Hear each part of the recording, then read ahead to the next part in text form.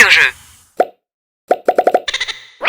On vous présente nos derniers arrivages. On commence avec Zimbo, qui est un jeu pour 1 à 4 joueurs pour 3 ans et plus. Les parties, c'est environ 10 minutes. C'est un jeu de dextérité. On apprend les couleurs, on apprend les chiffres. Il va falloir, on lance un dé pour savoir quel nombre d'éléphants ajouter à la pyramide. Puis on empile les éléphants selon les couleurs, selon les chiffres. On a reçu Snakes, qui est un jeu pour 12 ans et plus, 4 à 8 joueurs, des parties d'environ 20 minutes. C'est un jeu questionnaire et de débat.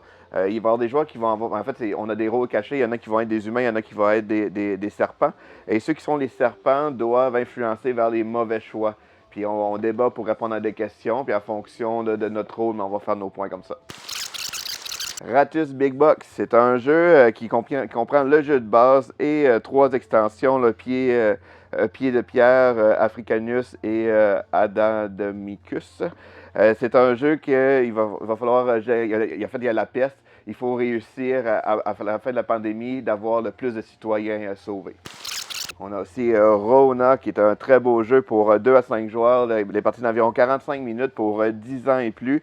Dans celui-là, on va incarner des chamans et qui vont utiliser des avatars pour aller modifier le monde, en fait, modeler le monde pour avoir la meilleure énergie possible. Ça va être un peu un placement de tuiles, une petite mécanique un peu originale pour aller chercher vraiment nos cartes.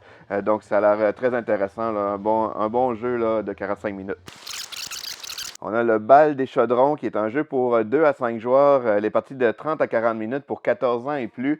C'est un jeu qui, en fait, il va falloir transformer les ingrédients pour faire des potions, en faisant attention que les potions n'explosent pas. Et on va aussi passer notre chaudron à d'autres joueurs, donc c'est un petit côté draft aussi, là, ça a l'air très intéressant. C'est le Bal des Chaudrons. On a Fish and Cheat, qui est un jeu pour 10 ans et plus, 4 à 10 joueurs, les parties d'environ 30 minutes. C'est un jeu qui peut faire passer un peu à Snakes de tantôt. C'est un jeu on va aussi avoir des rôles cachés. Il va y en avoir qui va être poisson rouge, poisson bleu. Ceux qui ont les poissons rouges vont devoir mentir. Mais dans ce cas-ci, c'est pas un jeu de débat, c'est vraiment le joueur qui pose la question. Lui, il doit deviner la bonne réponse, mais il se fait influencer par des mauvaises réponses par les joueurs avec le poisson rouge.